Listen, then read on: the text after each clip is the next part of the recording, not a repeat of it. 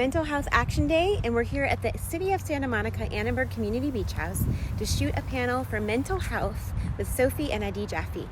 Check it out.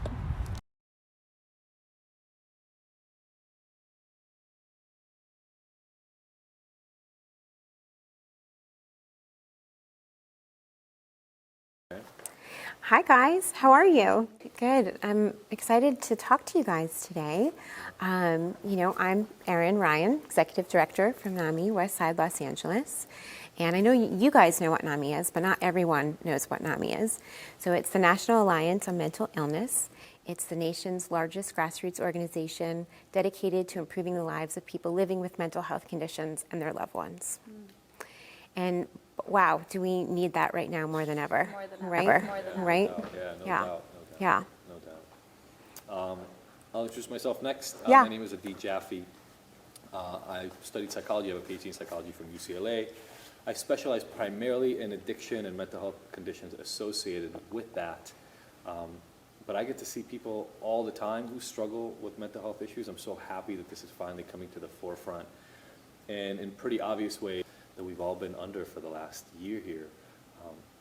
I'm so happy that there's a forum consistently being made larger and larger for this conversation. So I'm really, really happy to be here. Yeah. I'm Sophie Jaffe, Adie's wife, and I'm really happy to be here as well. There's been, as Adie said, because of COVID, it's brought a lot of things to light, but also more specifically in our personal life, we had a friend who died by suicide. And that was only 6 weeks ago.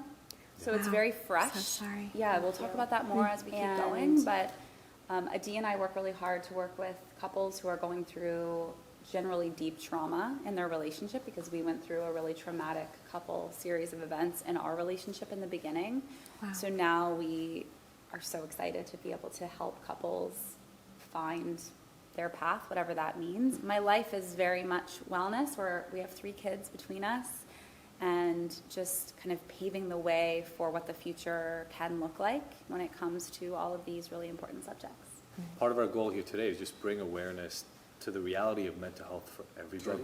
And so what I'm really, really happy about that we get to do here is bring that to the forefront. Say, look, everybody at different points in life has different levels of mental health, just like we have different levels of physical health. Yes, as you were saying, it affects everyone. And I think that that's something really important, that we have to shift the way that we think, that mental health is not as important as physical health. It really has to start from birth, not from when all of a sudden, you see symptoms of a mental health condition, or there's a red flag or anything like that. There's a quote where the average delay of the onset of symptoms and intervention is 8 to 10 years. With a mental health condition. So now let's shift that, right? So if you had a symptom for a physical health condition, let's say your child, your parent, if your young one had symptoms of a broken arm, would you wait 8 to 10 years then to get help? Would they wait 8 to 10 years to tell you about their broken arm? Because I think what I hear when I hear that stat is that's 8 to 10 years of suffering in silence oftentimes.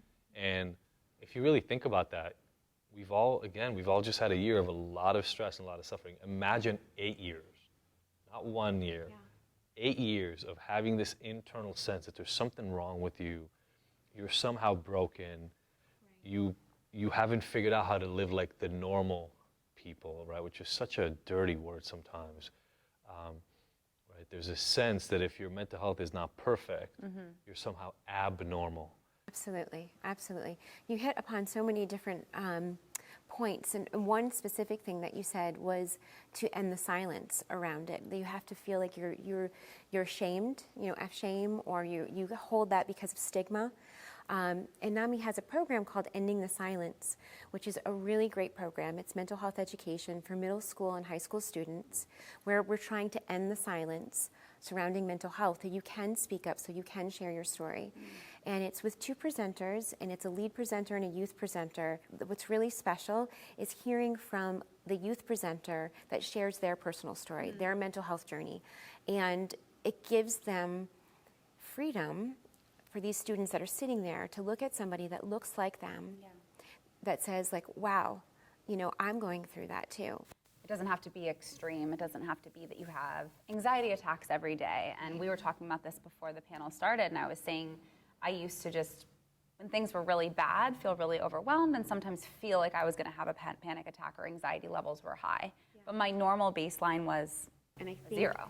During COVID and during the lockdown, during those months and months and months of uncertainty and 3 kids home and on Zoom school and running multiple businesses and launching a course, it was insanity. Yeah. I woke up every day and my baseline was 5 or 6. That was my baseline. I woke up with anxiety. I woke up like it was a bad dream. And that's where I started my day every day. So I had to learn new coping skills. And again, you don't have to wait till you're at that 10 or have to see start seeing a psychologist or a psychiatrist or a coach or a healer or a friend, and just start talking about what it is you're feeling, because not only will you find that it's pretty normal and other people are experiencing things very similarly, but you also then may be able to catch it so it's not that 8 to 10 years. Yeah, that's where I come in a lot of times, right? People will have a hard time sleeping because they've had anxiety because they're stressed out in their relationship or work, and so they'll drink more at night to be able to fall asleep because they have a hard time falling asleep. The drinking doesn't fix the fact that you're having a hard time at work and in your relationship, and that just builds and builds and builds until years later it feels like you have an alcohol problem. What you really have is a life problem. And it's been there for 8 to 10 or 15 years in the case of alcohol, for instance. So, look, I think it's very telling that MTV and these large organizations are having these conversations, right? It's about time. The cat's out the bag. Yeah. We all have these struggles. I struggle with mental health. Sophie, as she just mentioned, has been struggling with mental health. We all have these experiences, and the safer we make it to talk about them, the safer other people will feel to talk about these things. And I think one of the biggest examples Sophie mentioned, a friend of ours who recently ended up dying by suicide, one of the problems was nobody knew. But the outward-facing world that she created, the persona that she created for the world, was one of ultra-performing, extremely happy, adventurous, fun-loving person.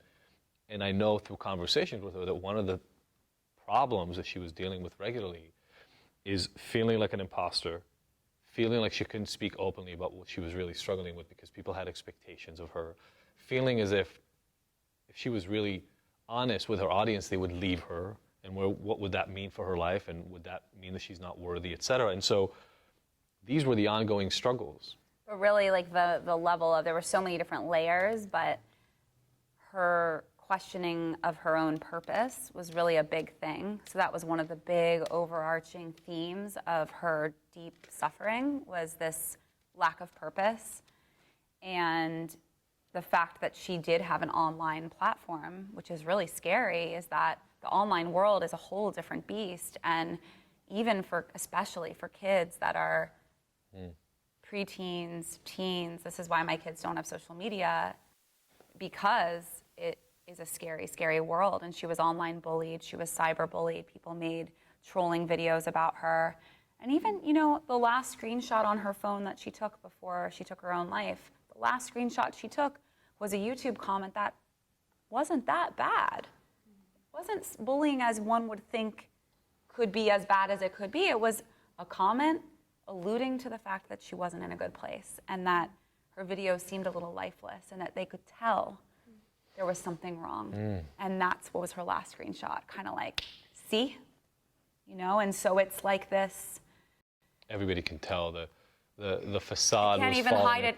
I worked so hard to get that video out there finally. And they all see through me. They see through me and I'm a fake. And the point I think we're here to make today to some extent is, and I talk to a lot of my clients about this, and I have for a decade, it's I think one of the biggest lies many of us were handed is that your job is to make everything look as good as possible. Make it look like everything is fine. You may be fighting with your partner and crying, but as soon as you walk in, put the makeup back on and look okay. You may be on the verge of divorce, but put a smiley face on for dinner with the friends and see if you can handle it on your own later. It's always, always about just make it look good, right? And what that actually creates in life is an ongoing stress, not just of dealing with your issues, but of hiding them. Yeah. It actually ends up compounding the stress you're under anyway. Life can be hard sometimes. Sometimes it's amazing and it's easy and it's fun and it's great. and other times it's hard. And when you take the difficulty of dealing with the blows and compound them by pretending to anybody that there are no blows, you're making life much more difficult for yourself. And what I found over and over, and Sophie just mentioned this, but what we found is that by actually being transparent, the only thing that happens is this. Everybody else feels like they can finally come to somebody, and that is you, to talk to you about what's going wrong in their life. Rarely are people coming to you and putting you down farther for being honest about your struggles. Right. And I want people to hear that and take it in, right? It's the more honest you are about your internal struggles, the less pressure you will feel, which will reduce your actual struggles. And then the more people will come to you to normalize and show you that what you're actually going through is pretty Right. par for the course. Yeah. It sounds like you're really creating a sense of community, I think, by leading by example, Yeah. right? Because I know with NAMI, we always say we're not medical experts, but we're experts in our own experience. And if you're able to be vulnerable enough, to be brave enough to be vulnerable, to share your own personal experience, your own struggle, then you will inspire someone else to do the same and kind of create that safe space. And some of the ways that you can create that safe space, I think, is through language. So I think language really, really matters. And language is changing, before we were talking and, we were saying, oh my gosh, it's a crazy day. It was so insane. And some of those things we have to be mindful about. We have to kind of shift the way we think, because those colloquial phrases there's slang and they're embedded on our society that we just think, but they have maybe assumptions and that are really deep rooted into something that maybe could be harmful for someone who does identify with a mental health condition. Yep. And so instead of saying crazy, maybe say unreal or wild, and we try to say that in our Ending the Silence, programs when we're in the schools, because I think if we start to shift the conversation or the language for the next generation, because I remember, like when we were kids, you remember some of the words that we would say, and now you can never say those words now. Like you just can't, because you just the language has changed. And so what I'm hoping is for our kids who are out playing right now, and they will understand those words, you don't use those words. That's not something, The same thing applies. You look at humor and you look at jokes, right? How many people are now realizing that jokes that stand-up comedians, et cetera, were making in the 70s, 80s, 90s, and early 2000s were funny because they were at the expense of whole groups of people. It's easy to not care about the impact you're having about a group of people you don't feel like you belong to, right. Which is another reason why understanding that it's a falsehood to even believe that there's a line, and I'll use the word to make the impact, but a line between normal and crazy people. It's a false notion that there's a line. There isn't a line. There's We're no all line. the people. Right. And when you think you're making fun of those people, therefore, but for the grace of God go I, if things get hard enough, they get bad enough, the wrong traumatic tragedy happens to you in your life, you end up with panic attacks, and next thing you're part of that group of people that you thought was kind of funny in the first place and you couldn't relate to. And so I've been there. I struggled with meth addiction in my past. As Sophie mentioned, we've had relationship issues in our lives. I now have grown up to look at ongoing self-development and self-exploration and a deep understanding that I can always be better and I can always get better and I can always do self-work. Doing work on yourself does not mean you have a problem. It doesn't mean you're damaged. No, doing work on yourself means that you care about yourself. Right. I don't take my car in for service or fill it up with gas when it breaks down. Yeah. I do it beforehand, right? I don't wait until my house is crumbling before I think it might be time to repair the plumbing. That would be the wrong time to go into the plumbing. It's when you start seeing a leak that you go in. But around mental health, we have a really hard time dealing with things when they present themselves. Yeah. Sophie mentioned the level of stress that was coming up for her around COVID. Yeah. And she's right, it's a little magical, but her level of stress before this was always really low, and she was always very, very happy. But then something happens that is as impactful as something like COVID, right? Massive, massive change in the world. And the she was uncertainty and the Right. unknown and not being in control, not knowing, the next time we could go out in public and people were dying, hundreds of people a day, and it was just... It was traumatic. Yeah.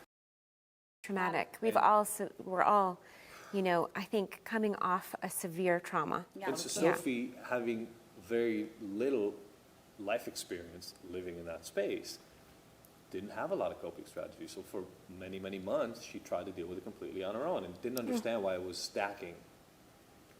And the reason I'm saying this is you can live in it and be around it. I've been doing this work around her for 10, 12 years.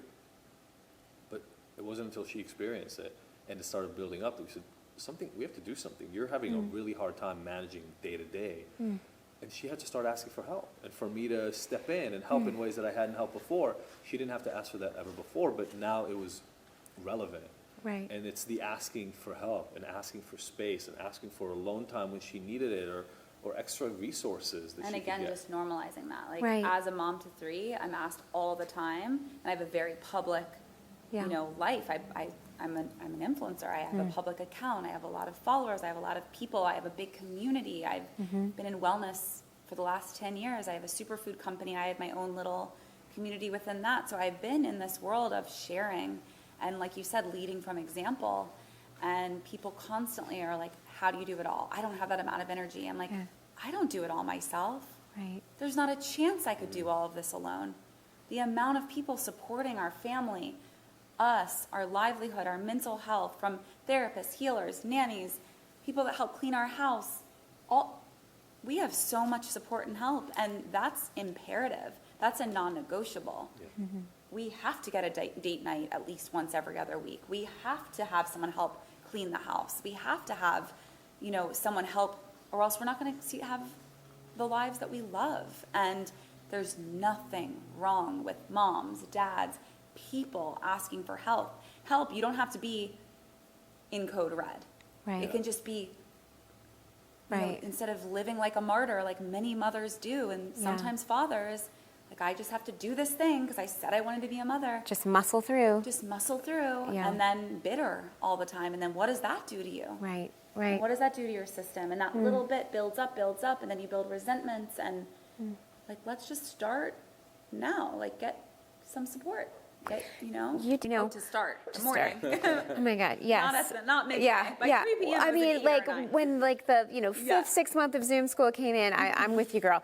But so, what was the moment for you that you said, "I need help"? Like, what was that for you? Because I feel like that's really important for other people to recognize, because maybe they don't even know they're struggling. Maybe they are just muscling through. Yeah. I think that was a little bit of what happened in our family, to be perfectly honest. I think My normal coping strategies wouldn't work anymore. Right. So like me just, he's like, what do you need? You want to go for a walk? I'm like, a walk is not helping this. This is Right. like, I need. We're in a pandemic. Yeah. A walk is not going to help. Yeah. A But nap I hear is you. not going to help. Like doing Yeah. normal things like, Yeah. would you like a glass of something? Would you like some CBD? Would you like to take a nap? None of those things are going to help right now. I need Yeah.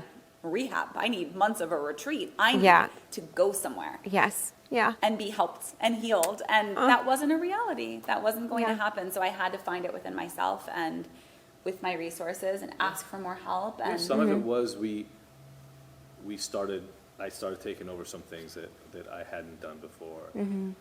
Some of it was compounding multiple resources together, right? So in the end of the evening, maybe normally she would go in and help tuck the kids in, and this time she just needed to retire an hour earlier than she would normally and just Right. have nobody go in the room, Yeah. watch something, just disconnect, be able to kind of build herself, right, her kind of human capital back up and just she would, have conversations with friends for an hour or so on FaceTime. And we actually, because this was so stressful, we had a friend move in with us early in the pandemic, like a couple of days before the lockdown Wow. went into effect.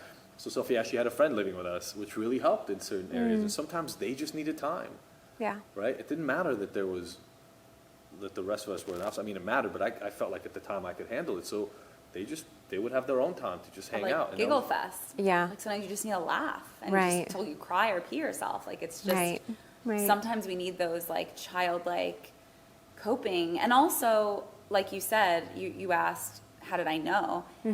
There were so many breaking points and there were so many moments that maybe to someone else wasn't a breaking point, but for me it was like, who am I right now? Like Yeah. yelling at the kids at 9 a.m. for nothing, or yelling Right. at everyone to clean the house when like Yeah. it was 3 p.m. on a Tuesday, like calm down, or Right. crying in the shower and can't pull it together like in the middle of the day and like downing CBD gummies and like Yeah.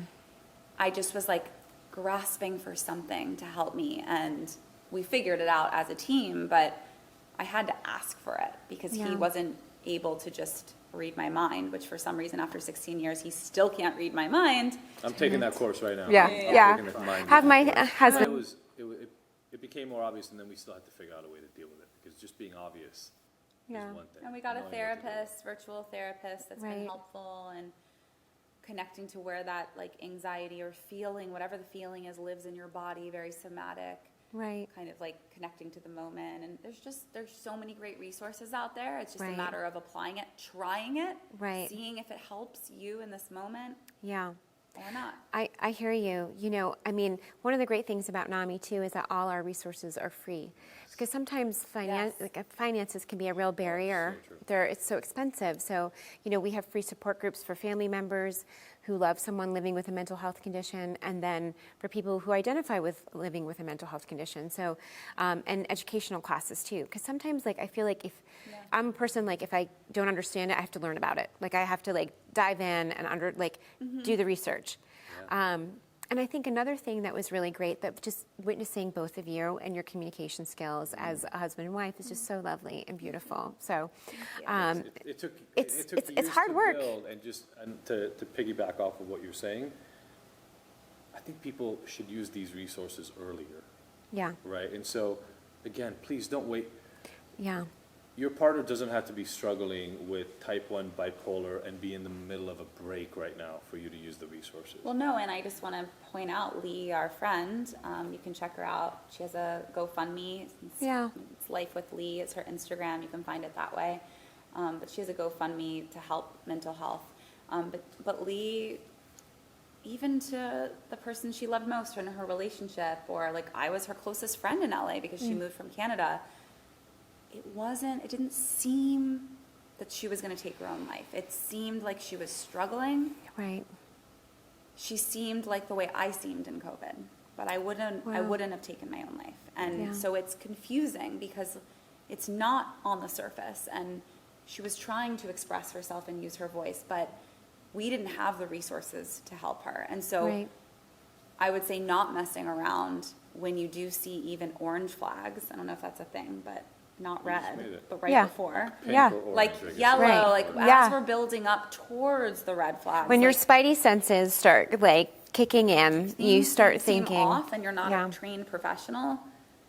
I mean, we were talking to Lee. Yeah, Dean yeah, got his PhD in psychology. He talked to her Right. a good bit when she was struggling, and he was, Yeah. you got to reach out to have a community. Like, he did the best he could from his angle. I Yeah. did the best I could and loved her so hard and Yeah. gave her all my resources and all my self-love, and it wasn't enough. yeah, She was struggling in a big way, and I know COVID, she was 94% extrovert.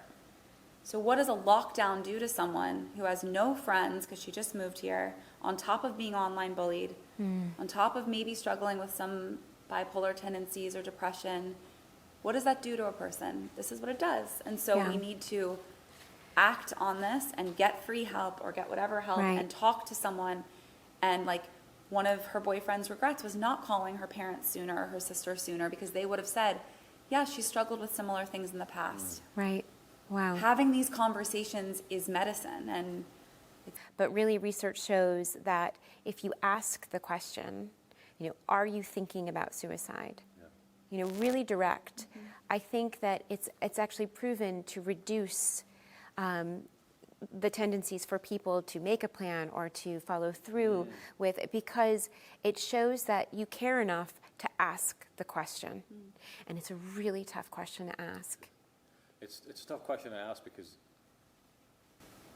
you don't necessarily want to know the answer, right? Sometimes we don't ask because we want to feel safer.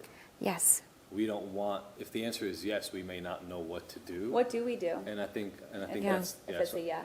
so I think that's an important thing for people to know. I mean, there's the obvious answer always, which is, you know, have them call a suicide hotline or talk to somebody. Right. Text She did that. 741 She did that. 741. Yeah. And you can do that. There are resources like that. And maybe that helped her for many months. You know? It definitely helped her for short periods of time. I think part Right. of why Sophie is saying it that way Yeah. is it's much nicer when there are warm handoffs. Yeah. We know that in the field of mental health in general, telling somebody that they need to do something is very different than walking them to the resource for help. Yes. And so actually holding their hand through the process of meeting somebody and making Right. it, I mean, just think about the state of being for somebody who's thinking of ending their life or, Right. or or taking any drastic action. They're desperate. Yeah. They don't necessarily feel like it's ever going to get better. There's a lot of hopelessness right around this context. And they don't necessarily even believe that they matter. Sometimes, and I know this historically and anecdotally, certainly, they have the feeling that other people's lives will be better if they're not there. And that's part of the rationale for doing it is, yes, they'll suffer for a while, but they'll be better off without me sort of idea. Showing somebody you care enough to hold them by the hand and say, look, I'll make the calls with you, we'll find somebody to talk to, but it has to start with that question, Right. are you considering suicide? Right. We also know that people do other things, right? So they make plans, they write notes, they start giving away their belongings, they start doing things of that nature, which may seem strange at first, but if you connect the dots, you start saying, oh, Right. they're preparing. And so that can be a big red flag. Right. A big actually. warning sign. Yeah. But I believe over and over that there's a need to give them an anchor, a connection point, right? It can seem like accountability sometimes. You definitely don't want to pressure them, right? You don't want to make them feel obligated, but also shamed for having Right. these really negative self-concepts and feelings. Yeah, she said that weekend before, she said it's really hard because my friends keep asking me how I'm doing. Yeah. And, and I did too. I was like, how's it going today? And she's like, what am I supposed to say? I'm like, Right. we love you. Just tell us the truth. Right. Today's a tough day. Yeah. Again. Mm.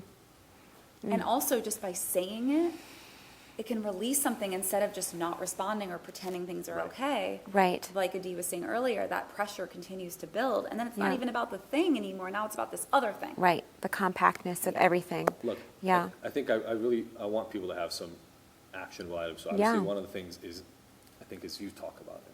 Right. You make it safer for people to talk about mental health and mental health struggles when you talk about them. Yeah. Because you Right. stop being one of those examples of people who only talk about things when they're good. Right. That's number one. And the more of us do it, the less stigmatized the concept of talking about mental health struggles will become society-wide, which will be helpful for all of us. Yeah. The next thing is be direct. Ask the questions you want the answers to.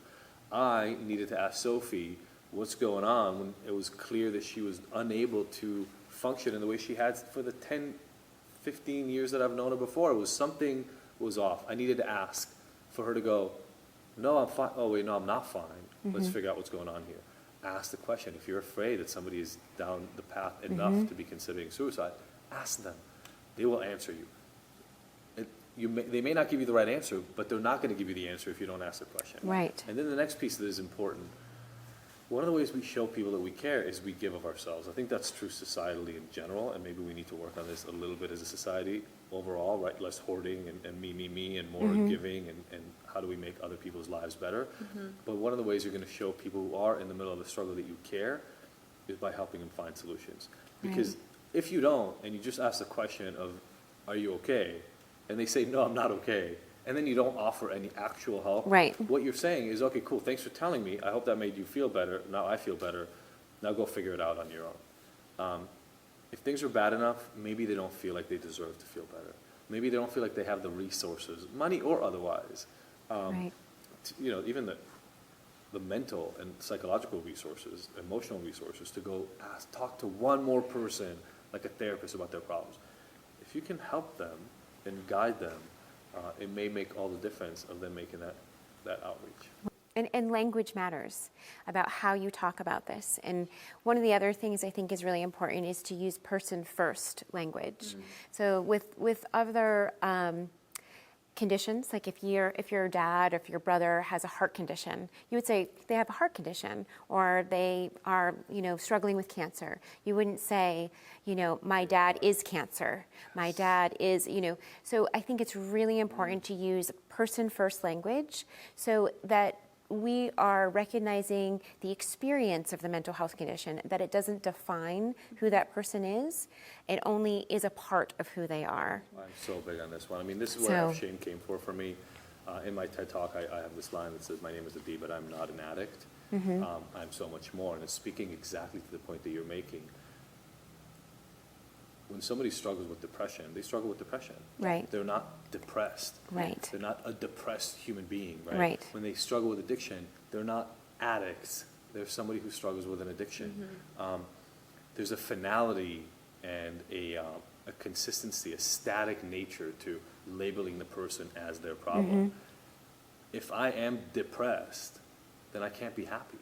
And it may seem counterintuitive, or it may seem like it doesn't connect for you because you may not be struggling with this. But I'll Right. tell you, as a person who's struggled with addiction myself and has helped thousands of people since, a lot of people feel as if they are the label once it's applied to them. Right. And it can feel really difficult to disconnect from it.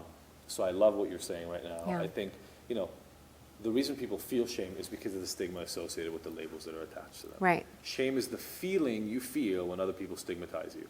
Racial, gender, mental health, sexual orientation, any group that is stigmatized against internalizes or can internalize feelings of shame about that stigma. And so that's such an important point, right?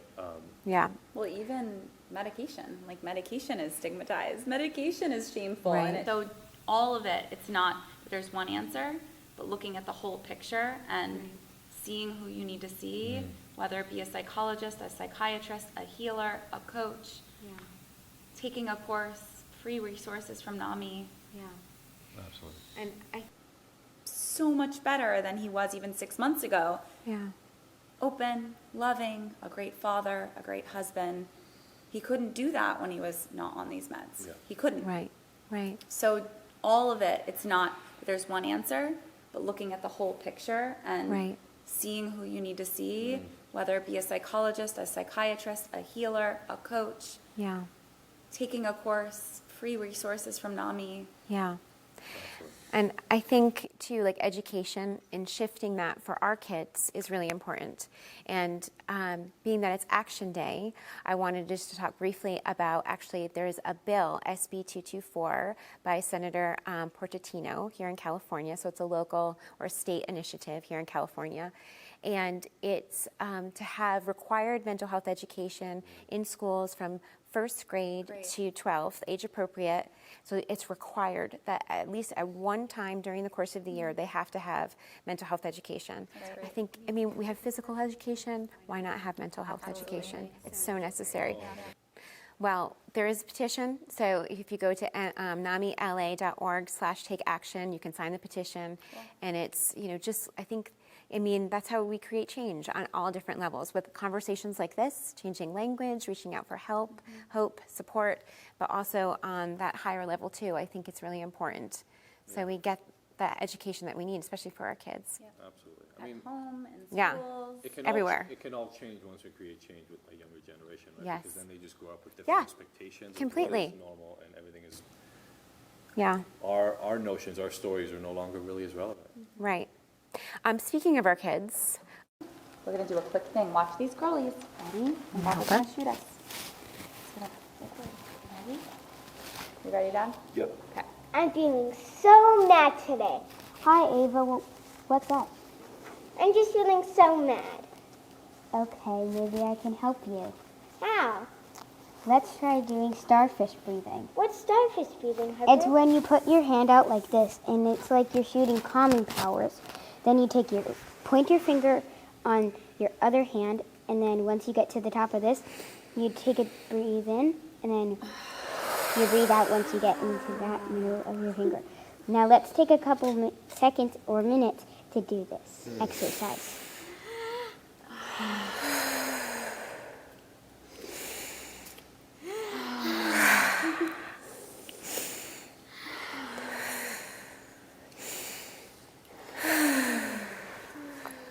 Oh, Harper, that helped me. Thank you. You're welcome. Yay. that was good. Bye. That was great. I feel Thank confident you. about Me that. too. Thanks, guys. Thanks, kiddos. That's that. If Noah can do it, anyone can do it. I left a little scared. I didn't know that was coming. That was adorable. Open.